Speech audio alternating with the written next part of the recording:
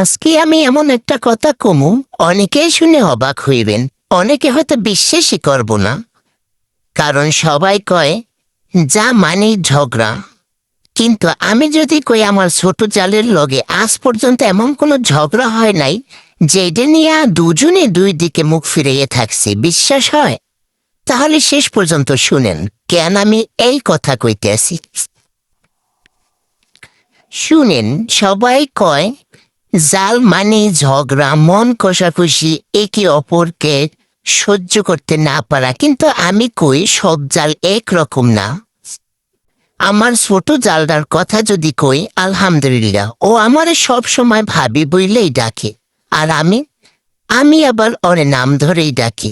অনেকেই কয় নাম ধইরা ডাকো কেন? আমি কই ও তো আমার আপন মানুষ, নাম ধইরা ডাকলে ভালোই লাগে। আমার মধ্যে তেমন কোনো ঝগড়া বিপদ নাই, ছোটখাটো কথা তো সব সংসারেই হয়, কিন্তু ওইটা নিয়ে মন খারাপ করে বসে থাকি না। একটু পরেই আবার আগের মতো হাসি খুশি থাকে। রান্নার কথা যদি কই, বেশিরভাগ সময় রান্না আমিই করি বা করছি। ও তেমন রান্না করে নাই, তবে এই জন্য না যে ও করতে চায় না।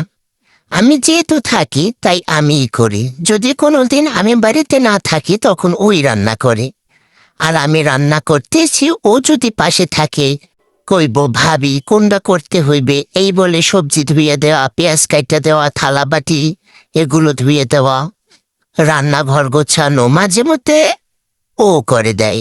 এই ছোট ছোট সাহায্যগুলো আমার অনেক ভালো লাগে।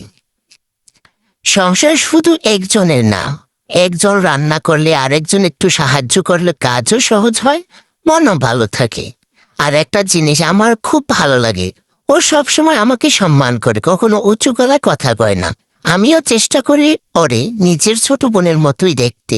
আমি মনে করি জাল ভাবের সম্পর্ক সুন্দর হওয়ার জন্য বড় কিছু লাগে না, লাগে শুধু সম্মান, ভালো ব্যবহার আর একে অপরের বোঝার মন।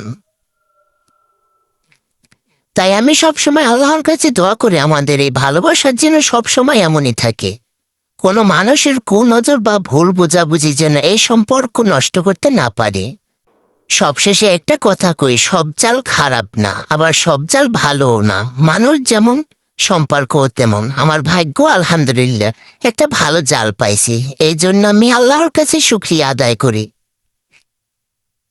আপনাকে জাল বা ভাবির সাথে সম্পর্ক কেমন কমেন্টে জানাইয়েন। ভালো লাগলে ভিডিওটা লাইক, শেয়ার আর ফলো করতে ভুলবেন না। আল্লাহ হাফেজ।